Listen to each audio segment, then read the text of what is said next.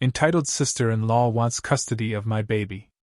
Background: me, 36F, sister-in-law, 40F.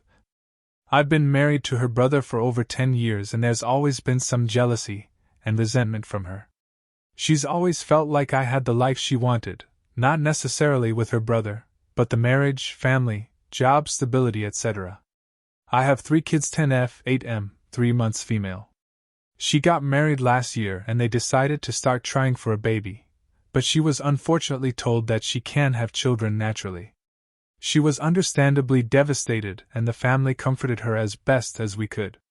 We recently had a family dinner, and in the middle of it she says, "Angel 698, I think it's really unfair that you got to have 3 kids and I can't have any. Your baby is my last chance to raise a child, so I think you should give her to me during the week so I can create a motherly bond with her, and you can have her on weekends." Before I could respond, the entire table erupted with everyone talking at once, so I took my older kids upstairs. When I got back to the dining room, her husband was asking what the hell is wrong with her, and why would she even think to ask that. She was trying to justify herself when I asked them to leave. I also said that she's no longer welcomed at my house or around my children until she gets help. She started screaming that I don't deserve my life or my children and that I stole her baby from her. Her husband and mother-in-law kept apologizing and dragged her out of the house, still crying and screaming. Now my kids want to know why their aunt wants to take the baby. I've been reading the comments, but it's too many to reply to, so here are a few points. 1. We have a security system and cameras already installed, and no one has keys to our house. 2. I will not be able to get a restraining order as this one incident isn't enough to justify it. 3. My husband and I spoke to the older kids about it the same night, and we'll be having another talk with them to reinforce that sister-in-law is not a safe person anymore. 4. Our country does not have the right to bear arms, and I also have no interest in getting a gun. 5. I'll be informing the school and daycare of the issue and giving them her photo. For those questioning the validity of the post, I completely understand. If I had heard about this last week, I wouldn't believe it either, but it's unfortunately the situation I'm currently dealing with. Sister-in-law found out she can have kids and demanded that I give her my baby every week.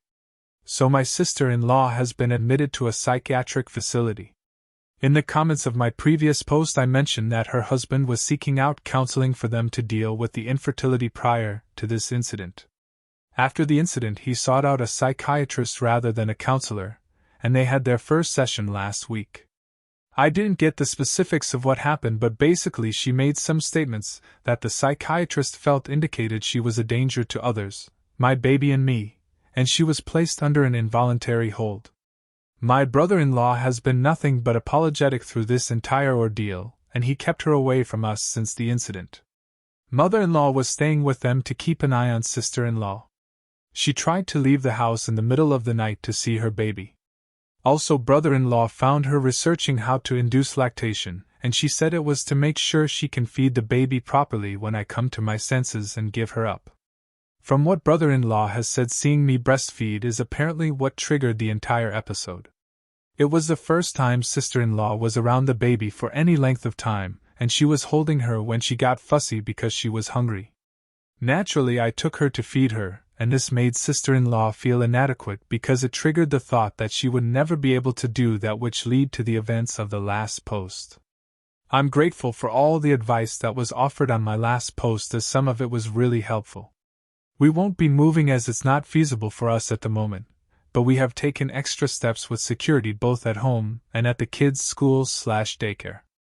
This whole thing is taking a toll on the family, but mother-in-law, father-in-law and brother-in-law are taking care of sister-in-law, and my husband and I are focused on ensuring the safety of our immediate family and minimizing the effect on the kids as much as we can.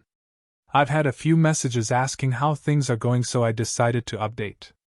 I have not seen sister-in-law since the incident happened, and I also blocked her on my socials. My in-laws have been amazing through this entire situation and are not sharing any information about our family with her.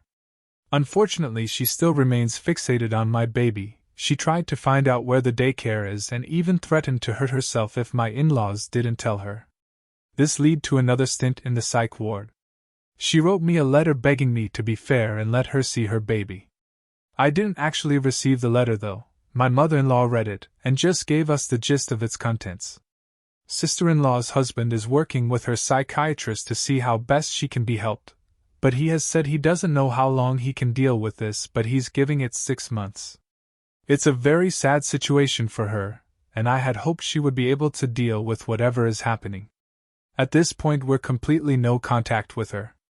We explained to our older kids that their aunt isn't well, so she won't be around anymore.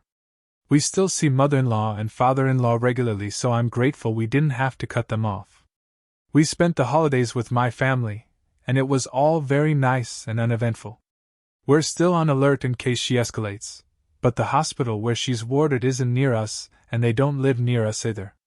So we've accepted this as our new reality, and we're operating accordingly.